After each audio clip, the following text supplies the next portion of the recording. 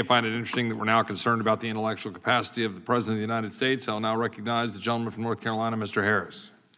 Thank you, Mr. Chairman, and I thank all of you on the panel for your time today and for your testimony. Mr. Epstein, on August 8, 2022, the FBI raided Mar-a-Lago, and the American people witnessed an unprecedented attack on the home of a former president by a politicized FBI. Almost a year after the raid on Mar-a-Lago, on June 7, 2023, Stephen D'Antuono, the former assistant director in charge of the Washington field office, sat down with the House Judiciary Subcommittee for a transcribed interview as a part of this committee's oversight of the FBI. In the interview, Mr. D'Antuono described what he viewed as several abnormalities about the way in which that raid was conducted. Mr. Epstein, in a notice of claim filed in the DOJ in 2024, you argued that the FBI's conduct in the raid, where established protocol was violated, constitutes a severe and unacceptable intrusion that is highly offensive to a reasonable person, end quote. Would you explain to us today how the FBI's raid of Mar-a-Lago was inconsistent with standard protocols? Well, Congressman, precisely as Mr. D'Antuono testified before this committee, that we have protocols. We let the attorneys know before the raid is going to be conducted.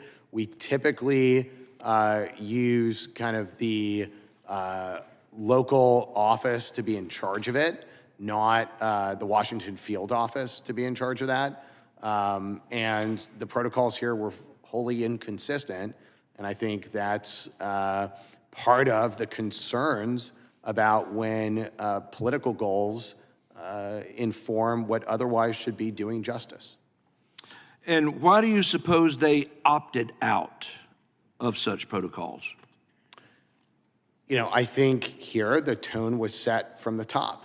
I think and I'll just note that on this question of records and what was probable cause to do these investigations, so much of that was based off the views of the National Archives that these were records that were in the proper ownership of the United States.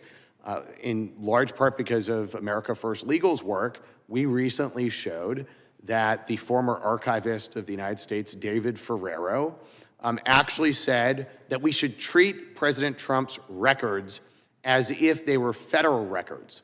In violations of the Federal Records Act allows us to make referrals to the Department of Justice.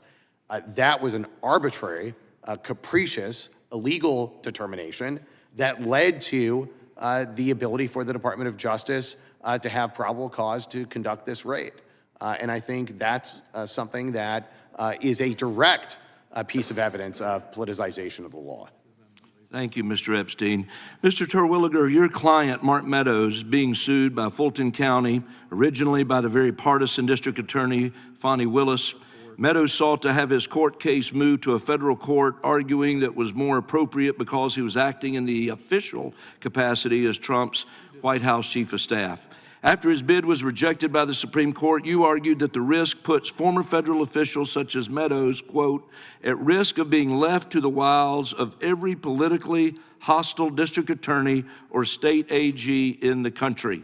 I happen to agree with you that something needs to be done to protect future former officials from being subjected to the type of lawfare that Mr. Meadows is facing. So my question to you, Mr. Terwilliger, does Congress have a responsibility to protect federal officials from lawfare?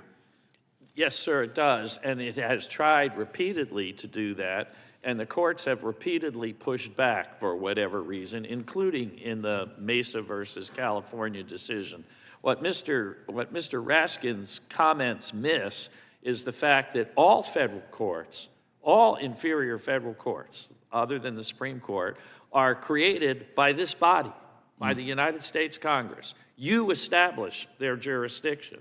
And what I'm suggesting to you very simply to do what you want to get done is that you incorporate standard federal question jurisdiction into the removal statute. So in a case like in Mesa, where the question was whether or not, if I recall correctly, postal employees could speed or not in doing their job, that those questions get decided by federal judges in federal courts. Otherwise, we have an incredible body of confusion of state courts deciding federal questions. But it is important, because of the Mesa decision, to make clear that federal questions belong in federal court. And indeed, over decades, many federal courts have said the very reason for the removal statute is to have federal questions decided in federal court. Well, thank you, sir.